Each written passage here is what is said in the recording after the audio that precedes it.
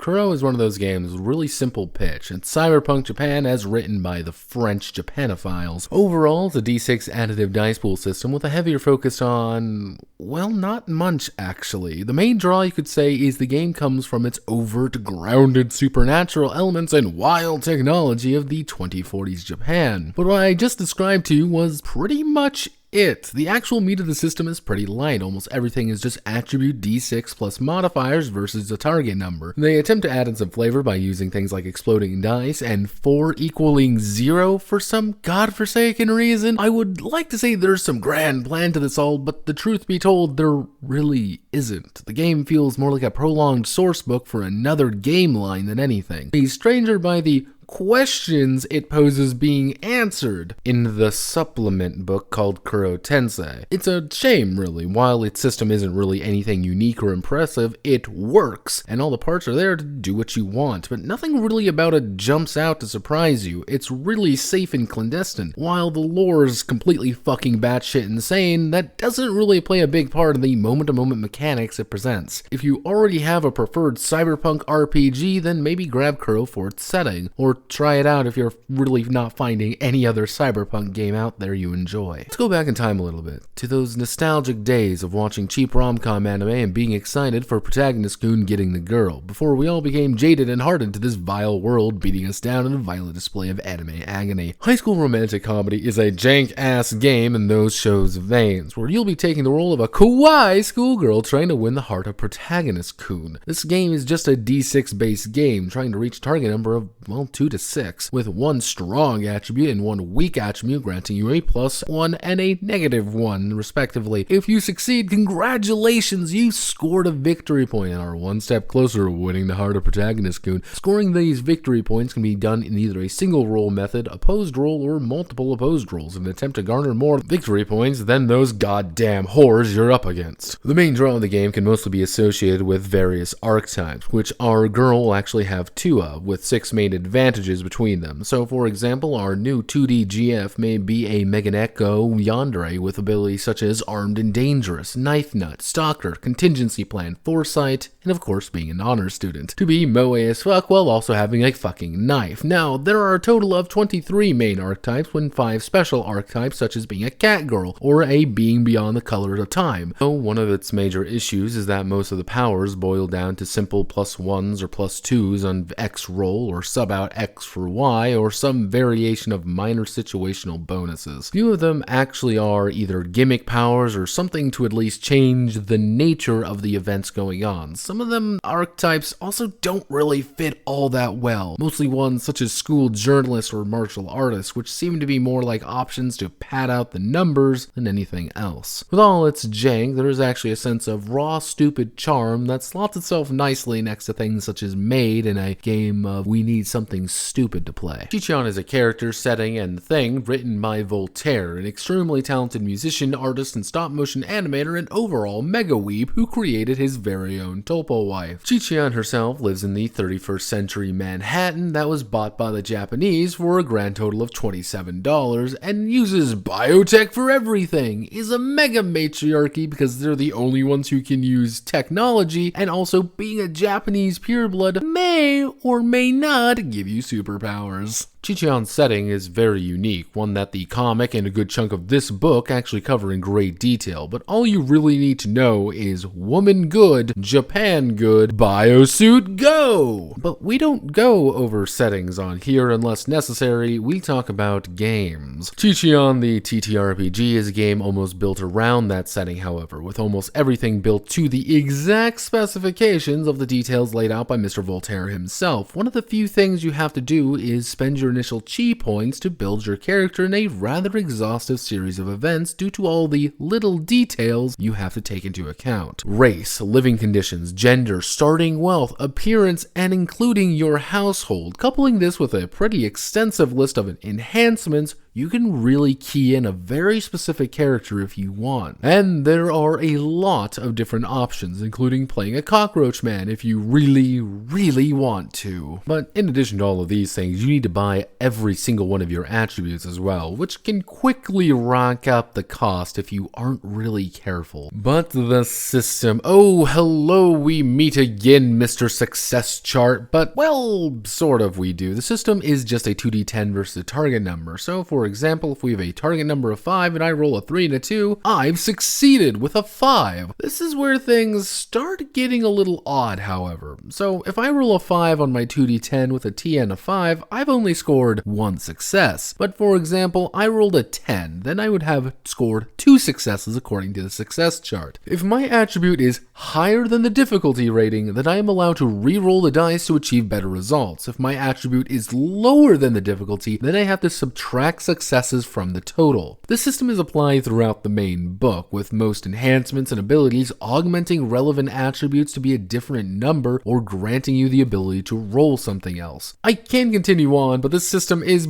bafflingly strange and almost maddening to look at with the sheer amount of weird shit already packed together. It's almost a miracle this doesn't violently attack you to begin with. Chi-Chian the RPG is a good setting book, but would I recommend the system? Maybe if you're a mega super uber mega super Chi-Chian fan, but maybe not otherwise. Thank you all for watching Rapid Fire number 7, another 3 games from the Japanophile sphere of odd games. My name is Notepad, and this was a collection of odd little games. Many thanks to the plutocrats as always, goodbye and good night.